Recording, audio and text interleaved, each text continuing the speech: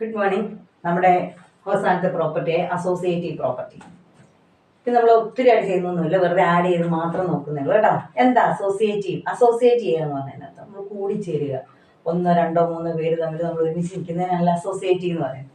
നമുക്ക് ചെയ്ത് നോക്കി ഇത് എന്താ പറഞ്ഞേക്കുന്നതെന്ന്. ഇത് നോക്കി മക്കളെ, ഇതെല്ലാം കൂടെ ആഡ് ചെയ്യാൻ പറഞ്ഞിരിക്കുക. നമ്മളോട് ഇപ്പോൾ ആഡ് ചെയ്യാൻ പറഞ്ഞാൽ സബ്ട്രാക്ട് ചെയ്യാൻ പറഞ്ഞാൽ നമുക്കറിയാം. പ്ലസ് വന്നാൽ ആഡ് ചെയ്യും, മൈനസ് വന്നാൽ സബ്ട്രാക്ട് ചെയ്യും, അത്രേ ഉള്ളൂ. നോക്കി, ഞാനിതിങ്ങനെ പ്ലസ് -2 പ്ലസ് -5 ഇതെല്ലാം ആഡ് ചെയ്യുവാണ്. പക്ഷേ ഞാൻ ഇങ്ങനെ ബ്രാക്കറ്റിൽ വന്നിട്ടു. ആദ്യത്തെ കേസിൽ -3 ഒന്ന് വെളി മാറ്റിയിട്ട് ഇവരെ രണ്ടുപേരെ ഒരുമിച്ചിട്ടു. നിങ്ങൾ ചെറിയ ക്ലാസ്സിൽ പഠിച്ചിട്ടുണ്ട് ബോഡ് മാസ് എന്ന്. എന്താണ് നമുക്ക് ചെയ്യുന്നതിനൊരു രീതി ഉണ്ടല്ലേ? ആദ്യം ബ്രാക്കറ്റ്, പിന്നെ ഓർഡറിൽ, പിന്നെ അഡീഷൻ അല്ലേ, ബോർഡ് ആദ്യം ഡിവിഷൻ, മൾട്ടിപ്ലിക്കേഷൻ, അഡീഷൻ, സബ്ട്രാക്ഷൻ, അങ്ങനെ ചെയ്തു പോകണം. അപ്പോൾ ഇവിടെ ബ്രാക്കറ്റ് ഉണ്ടെങ്കിൽ ആദ്യം നിങ്ങൾ ബ്രാക്കറ്റിലുള്ളത് ചെയ്യണം കേട്ടോ. ഇത് ഞാൻ അതുപോലെ തന്നെ എഴുതട്ടെ. -3 അതുപോലെ എഴുതി. ഇനി പ്ലസ് ആണ്, അത് കഴിഞ്ഞുള്ള സൈൻ എന്നാണ്? പ്ലസ് ആണ്. ബ്രാക്കറ്റിലുള്ളത് ചെയ്യാൻ പോലെ ആദ്യം. അപ്പോൾ വലിയ ബ്രാക്കറ്റ് വേണമല്ലോ അല്ലേ? -2, അപ്പോൾ ബ്രാക്കറ്റിൽ തന്നെ ചെയ്തേക്കാം. -2 ഒരു പ്ലസും മൈനസും അടുപ്പിച്ച് വന്നു. പ്ലസും മൈനസും അടുപ്പിച്ച് വന്നാൽ അവരെ ഇൻറ്റു ചെയ്യും. പ്ലസും മൈനസും അടുപ്പിച്ച് ഇൻറ്റു ചെയ്താൽ -5. ഇതുണ്ടോ? -2 ഉണ്ട്, -5 ഉണ്ട്. ബാക്കി ചെയ്യാവേ, കിടക്കട്ടെ.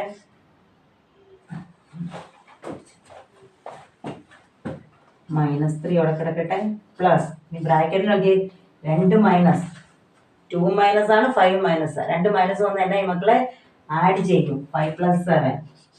എന്നിട്ട് എന്ത് സൈൻ കൊടുക്കണം? Minus sign. ഇനി ഇവിടെ നോക്കിയേ, ഇത് രണ്ടും മൈനസ്, -7 -3. ഇവിടെ നമ്മൾ എന്ത് ചെയ്യും നോക്കാം. -3 പ്ലസും മൈനസും അടുപ്പിച്ചു വന്നു. എന്നാ സൈന്? മൈനസ് ആകും. പ്ലസും മൈനസും അടുപ്പിച്ചു വന്നാൽ ഇൻറ്റു ചെയ്യും. പ്ലസും മൈനസും മൾട്ടിപ്ലൈ ചെയ്താൽ -7. ഇവിടെ -3യും -7, 2 മൈനസ് വന്നാൽ എന്നാ ചെയ്യും? ആഡ് ചെയ്തിട്ട് മൈനസ് സൈൻ കൊടുക്കും. ആൻസർ എന്നാ മക്കളെ? -10. ഇപ്പൊ ഞാൻ -3 വെളിയിൽ ഇട്ടേക്കില്ലായിരുന്നു, ഞാൻ അത് മാറ്റാൻ പോണേ. -3 പ്ലസ് -2. ഇനി ഈ പ്രാവശ്യം ഇവരെ രണ്ടുപേരെ ഞാൻ ബ്രാക്കറ്റിൽ കൊടുത്തു. എന്നിട്ട് -5നെ വെളിയിലിട്ടു കേട്ടോ. 3 നമ്പേഴ്സ് വന്നപ്പോൾ ഞാൻ ആദ്യം ഇവരെ അങ്ങോട്ട് മാറ്റി നിർത്തിട്ട് ഇവരെ രണ്ടുപേരും കൂടെ ബ്രാക്കറ്റിലിട്ട് അവരെ അങ്ങ് ആദ്യം ആഡ് ചെയ്തു. ആഡ് ചെയ്തൊക്കെ മനസ്സിലായല്ലോ, നിങ്ങൾക്ക് അറിയാവുന്ന കാര്യം. അപ്പോൾ ഇവിടെ നമുക്ക് നോക്കാം. ഇവിടെ നമുക്ക് ബ്രാക്കറ്റാണ്. ആര് കിടപ്പുണ്ട്?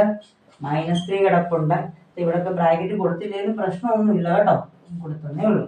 -3 ഉണ്ട്. ഇവിടെ പ്ലസും മൈനസും, പ്ലസും മൈനസും വന്നാൽ എന്നാ വരും?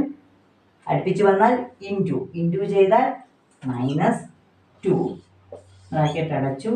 പ്ലസ് -5 കിടപ്പുണ്ട്, അത് നമുക്ക് പിന്നെ ചെയ്യാം. = 2 മൈനസ് വന്നു. -3 -2, 2 മൈനസ് വന്നാൽ ആഡ് ചെയ്യും. സൈൻ എന്നാ കൊടുക്കും? -5. ഇനി ഇവിടെ കിടക്കുന്നവരെ അതുപോലെ എഴുതി. പ്ലസ് -5. ഇവിടെ -5 ഉണ്ട്. ഞാൻ ഒന്നുകൂടെ എഴുതുക, കാരണം ദേ പ്ലസും മൈനസും വന്നു. പ്ലസും മൈനസും വന്നതിനായും മൈനസ് വന്നു 5. ഇവിടെ കണ്ടോ, ഇതും -5, ഇതും -5. അപ്പൊ എന്താ? 2 മൈനസ് വന്നാൽ ആഡ് ചെയ്തിട്ട് -10. ഇവിടെ ആൻസർ -10 എന്ന് വന്നു. ഇവിടെ ആൻസർ -10 എന്ന് വന്നു. അപ്പൊ ഇങ്ങനെ ചെയ്താലും തിരിച്ചു ചെയ്താലും നമുക്ക് സെയിം ആൻസർ കിട്ടി. സോ ഇറ്റ് ഈസ് അസോസിയേറ്റീവ് എന്ന് പറയും. അതായത് എങ്ങനെയാണെന്ന് ചോദിച്ചാൽ ഇവിടെ ഇൻറ്റിജേഴ്സ് ആണ് ഇതെല്ലാം അല്ലേ? A, B and C are 3 integers. അവർ ഇൻറ്റിജേഴ്സ് ആണെങ്കിൽ ഇങ്ങനെ എഴുതിയാൽ A + B + C, ഇങ്ങനെ ബ്രാക്കറ്റ് ഇട്ട് എഴുതിയാലും A + B + C ഇങ്ങനെ എഴുതിയാലും സെയിം ആൻസർ ആണ് കിട്ടുന്നത്. ഇതാണ് അസോസിയേറ്റീവ് പ്രോപ്പർട്ടി.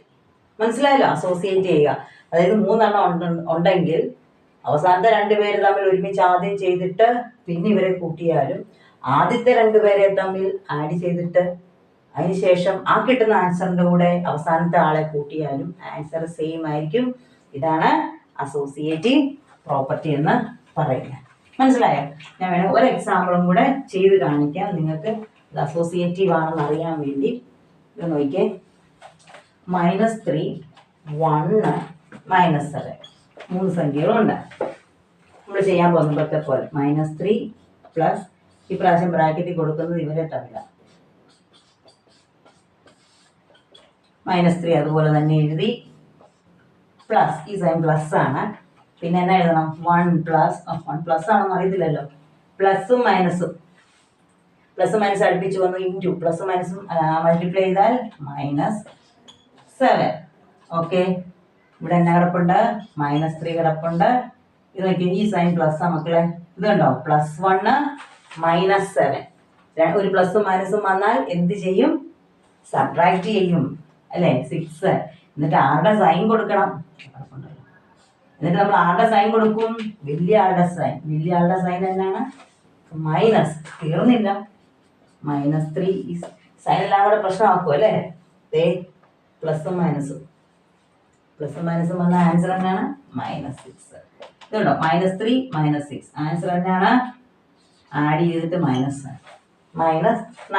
നമ്മൾ അതിനെ തിരിച്ച് ചെയ്ത് നോക്കാൻ പോവാം. -3യും 1ഉം കൂടെ ആഡ് ചെയ്തതിന് ശേഷം അതിനകത്ത് -7 ചെയ്താൽ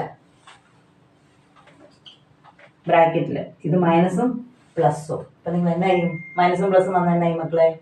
സബ്ട്രാക്ട് ചെയ്യും. 3 1 പോകെ 2. വലുതിന്റെ സൈൻ ആരാ? Minus plus. മനസ്സിലാകുന്നില്ലേ?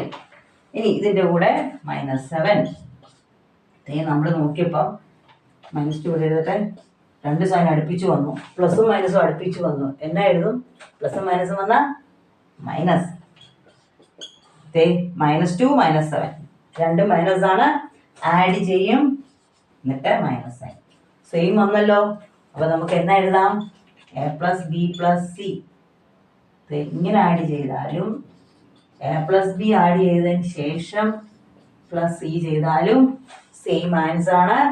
So it is associative property. Integers are associative ചെയ്യും അവർ. ആരുടെ കൂടെ വേണമെങ്കിലും അങ്ങോട്ടും ഇങ്ങോട്ടും അസോസിയേറ്റ് ചെയ്താലും കിട്ടുന്ന ആൻസർ എന്നായിരിക്കും? സെയിം ആയിരിക്കും. മനസ്സിലായില്ലേ അസോസിയേറ്റീവ് പ്രോപ്പർട്ടി? നമുക്ക് ഇതിന്റെ പ്രോബ്ലംസ് ഒക്കെ ചെയ്യാം. ടെൻഷൻ എടുക്കണ്ട കേട്ടോ. എല്ലാവരും ഈ വീഡിയോ 2 പ്രാവശ്യം കണ്ട് കേട്ട് കഴിയുമ്പോഴത്തേക്ക് നിങ്ങൾക്ക് മനസ്സിലാവില്ല എന്താ അസോസിയേറ്റീവ് പ്രോപ്പർട്ടി. മനസ്സിലായല്ലോ മക്കളെ? Okay, thank you.